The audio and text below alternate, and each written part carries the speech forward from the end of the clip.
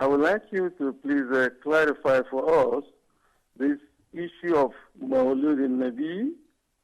In this part of the world, Muslims go after this festival every year, and a lot of clarification is made by the ulamas.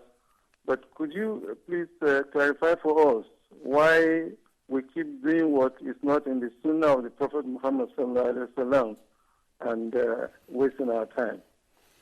I hope my question is clear. I can explain the ruling, but explain why the other party do the innovations, then they should be asked about it. I mean, I can always say whether this is right or wrong based on or in the light of the sound sunnah of the Prophet ﷺ. But why do these guys do that? We should ask them. They're going to say, because we love the Prophet ﷺ. We're going to answer them, but Allah subhanahu wa ta'ala says, قُلْ إِن كُنْتُمْ تُحِبُّونَ اللَّهَ فَاتَّبِعُونِي يُحْبِبْكُمُ اللَّهُ وَيَغْفِرْ لَكُمْ ذُنُوبَكُمْ وَاللَّهُ غَفُورٌ رَحِيمٌ. Say, O Muhammad sallallahu alayhi wasallam, to your followers, if you truly love Allah, then you should follow me strictly, follow my guidance, follow my footsteps, follow my sunnah, follow my commands, and abstain from whatever Allah prohibited. If you do so, accordingly Allah will love you and will forgive you your sins, because Allah is the all-forgiving, the most merciful. Did Allah subhanahu wa ta'ala order us or approve for us to have these festivals, the birth of the Prophet, the death of the Prophet, the birth of Zainab, the birth of Al-Hassan, the birth of Al-Hussein, the birth of many of the beautiful beloved companions of the Prophet ﷺ and Ahlul Bayt? None of that. As a matter of fact, we find the Prophet ﷺ forbidding that and emphasizing the prohibition of these festivals and saying that we have only two festivals, Eid al-Fitr and Eid al-Adha. The other party will answer, but this is not a festival. It is a commemoration of the remembrance of the Prophet ﷺ. Says who that the companions did not love the Prophet ﷺ more than any of us?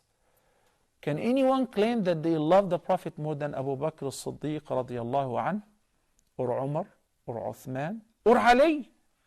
Ali ibn Abi Talib, where some people exceeded the limit in praising him to the extent some people claim that he was a prophet, and some like the Alawis claim that Ali was God.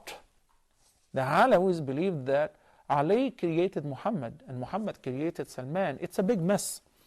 So these guys, it was the Fatimites, one of the Batiniya sects, one of the Shia sects, the Fatimites, whom when they occupied Egypt, they wanted to attract the hearts of the common people by spreading these celebrations and building the tombs right and left and appear for this person and for that person.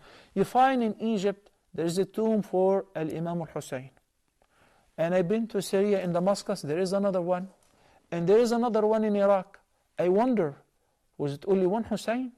Or they had cloning, so that they have many tombs for the same person. Every party they say he's buried here. And they tried to come out of this confusion by saying, yeah, his body is buried here and the head is buried there. It's a confusion, it's a mess. Wasn't the confusion that they have in Christianity. Anyway, the Prophet ﷺ said, Allahumma la taj'al qabri ba'di wathanan yu'bad. And he said, وَلَا تَجْعَلُوا قَبْرِي بَعْدِي عِيدًا. Do not make my qabr, my grave, a place of festivity or celebrations. And he said, Oh Allah, do not make my grave a place to be worshipped after I die. Why? Because these people were close to kufr, to idolism and paganism.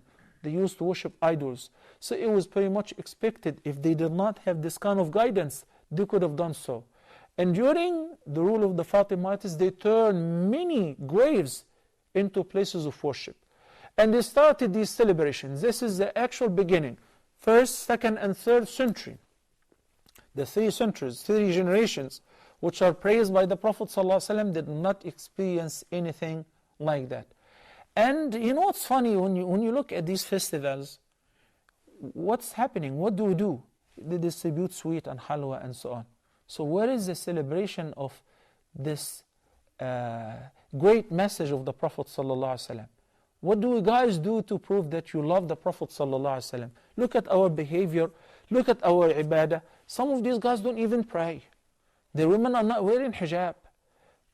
Some are heavily involved in major sins. But these celebrations suit their hawa more than the prayer. So they take this part and they consider it a deen. And they confuse it with other cultural practices stemming from other religious practices. Our deen is very clear.